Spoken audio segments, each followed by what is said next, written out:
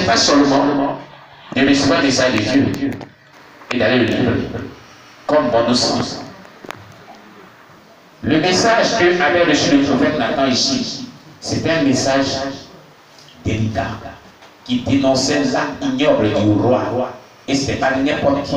Un roi qui a le pouvoir de te décapiter, de te tuer, qui peut faire tout dans ta vie. Même si ce n'est pas un roi, mais la manière de transmettre le message, disons, à notre prochain, compte plus que le message même.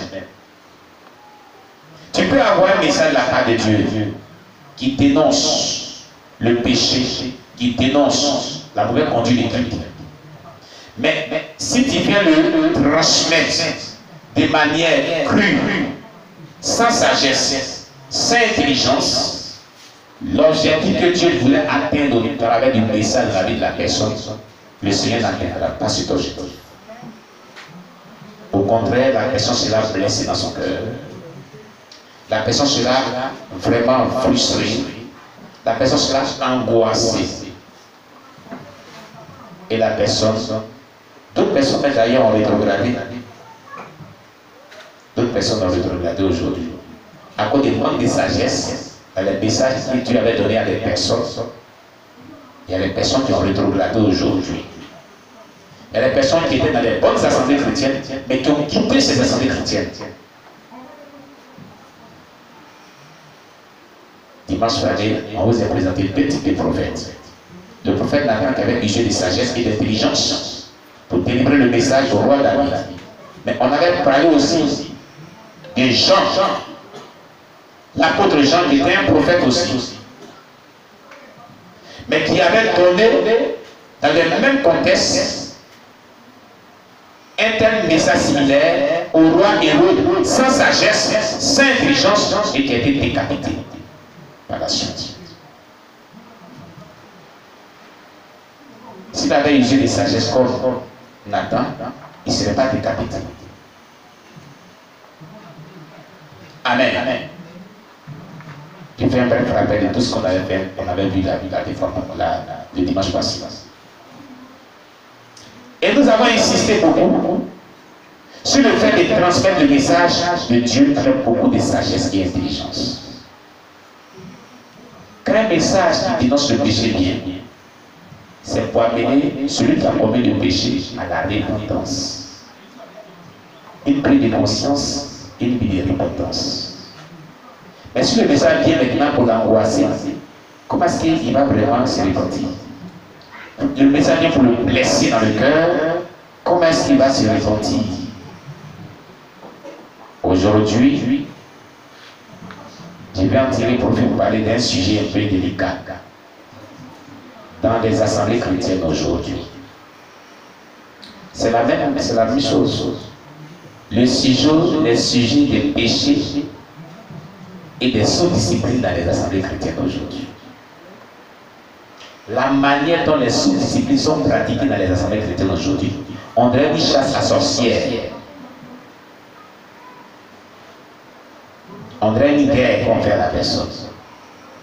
On dirait vraiment que la personne est le diable dans la personne. C'est pas ça. Dieu réclame dans le corps de Christ. Quel est l'objectif d'une sous-discipline? C'est le même objectif d'un message qui dénonce le péché, c'est tout. Amener la personne à une prise de conscience, à ne plus recommencer ça, à se repentir. Et partant de là, avoir une bonne conduite pour toujours. Voilà l'objectif d'une sous-discipline. Mais aujourd'hui, on a remarqué que l'objectif de la sous-discipline, c'est de diaboliser la personne, de détruire. Voilà le danger que court le cœur de Christ. Et les gens appliquent la sous-discipline sans être discernement. Ils se mettent sous un jugement sans le savoir.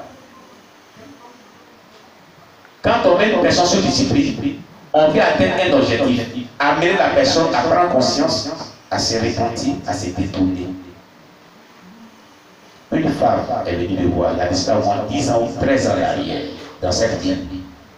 Je vais taire le nom de l'Assemblée chrétienne. Elle est venue me voir un jour. Elle m'a dit, ah, papa, je voulais savoir. Voici des personnes qui se connaissent dans le monde païen, qui ont évangélisé dans d'autres églises, qui sont venus dans d'autres assemblées chrétiennes. Ils sont convertis.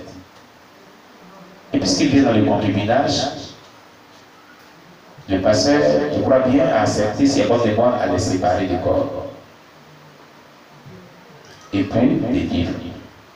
Pour un temps jusqu'à ce que le monsieur régularise sa situation matrimoniale.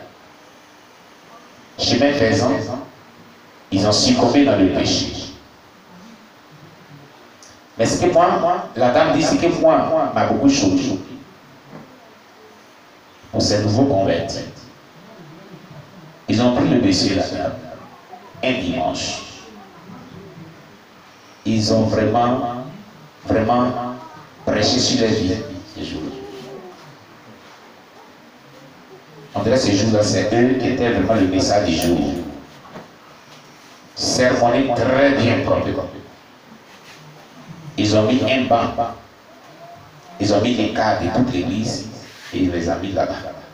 À partir d'aujourd'hui, c'est sur ce banc que vous asseyez. Personne ne doit s'asseoir auprès de vous.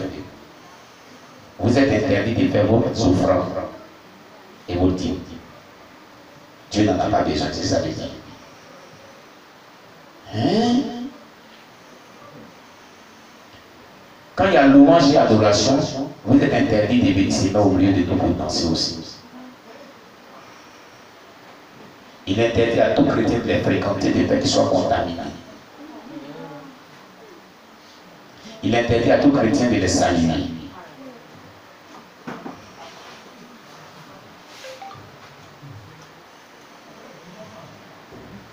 Et les regarder comme des impurs.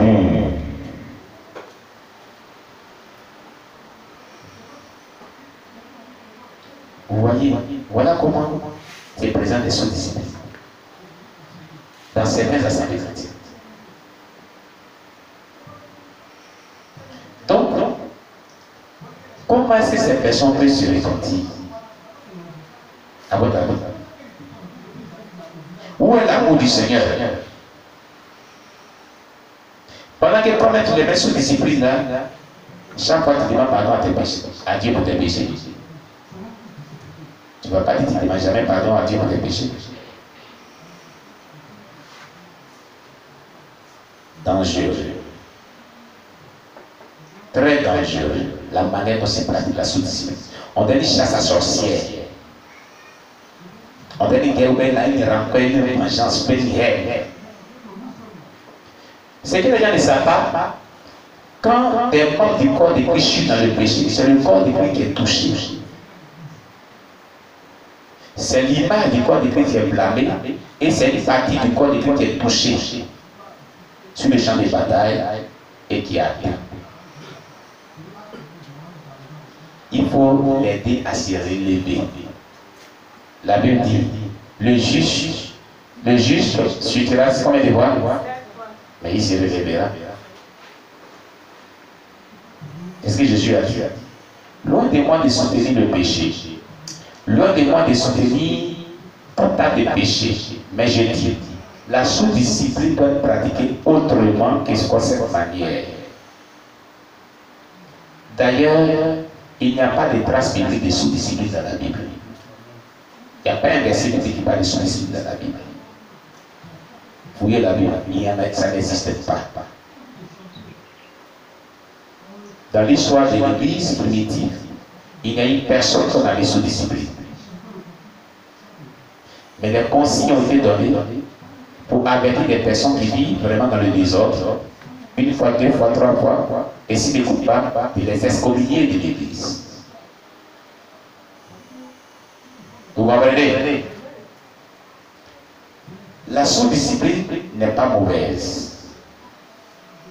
Mais la sous-discipline vient pour une prise de conscience des personnes qui sont fautives et les amener à se repentir. Alléluia. Comprenez cela. Et des personnes qui sont sous discipline, au contraire, nous devons vraiment les soutenir en prière, nous devons les entourer de l'amour de Dieu. D'une autre manière, j'ai précisé d'une autre manière. Quelqu'un a été mis sous discipline. Quelqu'un a chuté dans le péché, disons. Et la personne me dit que tellement qu'elle était déçue de son acte, elle voulait rétrograder. Elle ne plus être chrétienne. Ouais, quand quelqu'un est dans une discipline, des pensées que le diable lui met dans la tête, c'est trop. La personne s'est dit comme elle ne peut plus rien faire pour Dieu. Elle a déçu Dieu, elle a déçu son assemblée, elle a déçu tout le monde, elle préfère devenir païenne. Bon, une telle personne, tu vas venir mettre encore des trucs terribles sur elle, elle ne va pas parler. Elle va païen. Hein? C'est pourquoi une personne qui est sous discipline, il y a une manière de pouvoir vraiment l'encadrer. Une manière sage de peur que la personne s'égare. D'abord, elle est en mauvaise position. D'abord, la personne dit comment les gens vont me regarder demain? Moi qui ai prêché l'évangile, moi qui ai parlé du péché, moi qui ai dénoncé le péché, c'est moi aujourd'hui qui suis dans ce péché. Il préfère laisser ton affaire là. C'est bon, viens de païen. Voilà ce qu'il veut dire mettre la tête des gens. Pour certains. Alléluia. Donc, ces personnes-là, il faut arracher cette sémence du diable dans les pensées. Il y a un travail qui se fait à leur niveau. Amen. Pas pour les encourager à être dans le péché, mais pour les amener à une prise de conscience et les amener à demeurer dans la foi chrétienne, à ne pas lâcher la vérité pour les rétrograder, et les amener à continuer courageusement la vie chrétienne. Amen. C'est ce qu'il faut faire à leur niveau. L'église qui doit faire ce travail à leur niveau, l'église ne doit pas les rejeter comme des impurs. Bon, aujourd'hui, on réclame qu'on voit que l'église rejette ces personnes comme des impurs. Voilà le rêve commun de l'église. C'est pour ça que Jésus a dit. C'est ce qui s'est passé à la femme adultérienne. C'était un commis d'adultère. Elle était rejetée dans l'hiver de la vie à mort. Quand il l'a envoyé devant Jésus-Christ, Jésus a posé une seule question. Il n'a pas dit qu'il a commis adultère. C'est l'adultère qu'elle avait commis comme péché. Il dit, parmi vous tous, il l'avait envoyé, c'est pour que vous sachiez moi ma position vis-à-vis de son péché. Parce que vous dites que la loi de Moïse dit qu'une telle femme doit la lapider jusqu'à la mort. Donc pour vous, elle doit la lapider jusqu'à la mort. Vous dites, moi, qu'est-ce qu'il dit de cela? Écoutez très bien. Parmi vous, là, celui qui n'a jamais péché, il n'a pas dit celui qui n'a jamais commis adultère. Parce que si celui qui n'a jamais commis l'adultère, on prend prière pour l'adultère. Moi, il n'a pas commis l'adultère. Ils n'avaient pas commis l'adultère. Ils avaient pris prière pour l'appeler la vache à mort. Mais il dit, celui qui n'a jamais commis de péché, il soit le premier à prendre prière pour l'appeler. Qu'est-ce que Jésus voulait dire? Que ça soit le péché d'impudicité, le péché d'adultère, le mensonge que tu commets là, et qui voit cela. C'est la même chose. Les mauvais pensées que tu as là, c'est la même chose comme adultère. La sorcellerie que tu pratiques, et puis on ne connaît pas là, c'est la même chose comme adultère. La rancœur qui est dans ton cœur là, c'est la même chose comme impudicité, la même chose comme adultère. Donc on doit aussi te lapider aussi, c'est ça que je voulais dire. C'est ce que Jésus voulait dire. On doit te lapider aussi à mort pour les autres péchés que tu confesses toujours aussi. Amen. Ils sont des tous pécheurs, ils ont déployé la prière, ils sont partis. Vous comprenez? C'est pour dire que quand les personnes ont commis des péchés et qu'on doit les mettre sous discipline, ils ne sont pas ennemis de l'Église. Ils ne sont pas le diable en personne. Parce que tu commets des péchés, tu confesses. La même question que Jésus a posée aussi les pharisiens, il sera posée par rapport à ton attitude vis-à-vis de ces personnes. N'as-tu jamais péché? Il faut avoir une mauvaise conduite envers ces personnes. Et c'est cette question-là qui se pose dans toutes les assemblées chrétiennes où les gens pratiquent mal la Saint-Esprit. Ça va les condamner en enfer. Parce que quand les gens mettent les gens sous Saint-Esprit, ils sont devenus l'ennemi de l'Église. Les impurs qu'on doit rejeter, qu'on ne doit même pas fréquenter, on ne doit même pas visiter. Mais il est isolé. Le diable a eu cette occasion. Le diable a dit, tu vois, tout le monde t'a abandonné. Moi, je suis ton ami. Il ne t'aime pas. S'il t'aimait, là, ils allaient te rejeter. Il en profite. Et puis il met des choses dans la tête. Vous voyez, faites attention à tes frères et tes soeurs. Ils ont commis le péché.